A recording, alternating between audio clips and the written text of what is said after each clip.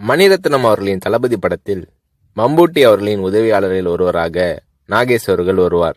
நாகேஷ் அவர்களிடம் 10 நாள் கால்ஷீட் வாங்கி இருந்த போதிலும் படத்தில் நாகேஷ் அவர்கள் நடித்த 3 காட்சிகள் மட்டுமே இடம்பெற்றிருந்தன. பிறகு ஒரு நாள் ரஜினி அவர்களை நாகேஷ் சந்தித்த போது, மணிரத்னம் என் கால்ஷீட்டை வீணாக்கிவிட்டார், இன்னும் சில காட்சிகளில் என்னை பயன்படுத்தியிருக்கலாம் என்று நாகேஷ் அவர்கள் தன்னுடைய ஆதங்கத்தை வெளிப்படுத்திய போது, ரஜினி அவர்கள் பதில் ஏதும் சொல்லாமல் புன்னகை புரிந்தார். அவ்வளவுதான். பின்னர் தான் நாகேஷ் அவர்களுக்கு ரஜினி அவர்களின் மௌனத்தின் அர்த்தம் புரிந்தது. ரஜினி அவர்களிடம் பேசிக்கொண்டிருக்கும் போது அங்கே இல்லாத 3வது நபரை பற்றி குறை சொல்லி பேசினால் ரஜினி அவர்கள் அதை விரும்புவதில்லை. 3வது மனிதரை பற்றி பேசுவதோ விமர்சிப்பதோ நாகரீகம் இல்லை என்பது ரஜினி அவர்களின் பாலிசி.